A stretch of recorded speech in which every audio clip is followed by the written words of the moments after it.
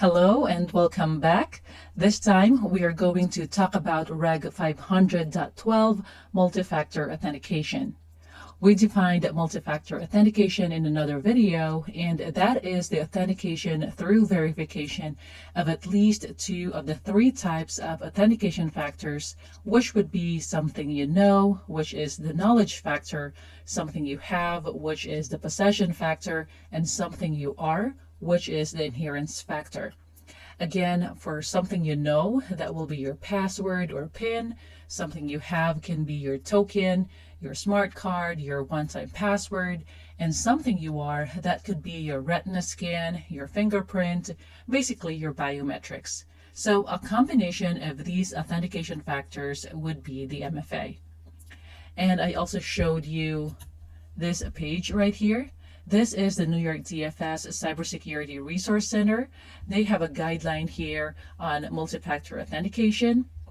So if you click this, you will see guidance on multi-factor authentication right here, and you can read this document.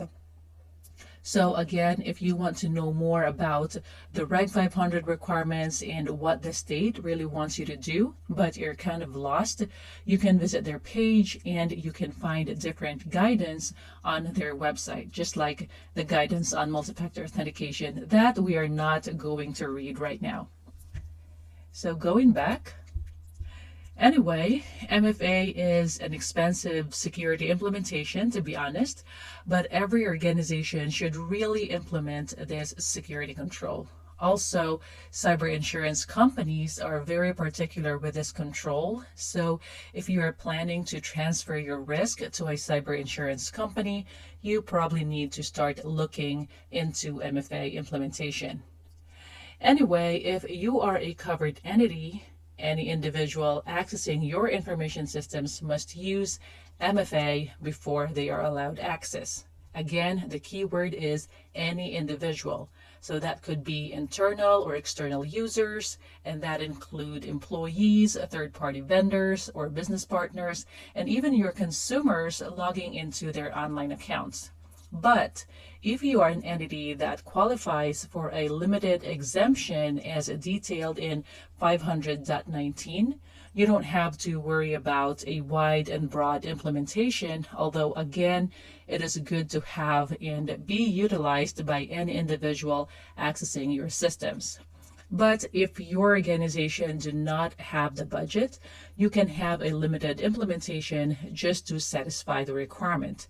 And in this case, MFA should be utilized for remote access to your organization's information systems, remote access to third-party applications, including but not limited to those applications that are cloud-based, from which your non-public information is accessible, and also all privileged accounts other than service accounts that prohibit interactive login.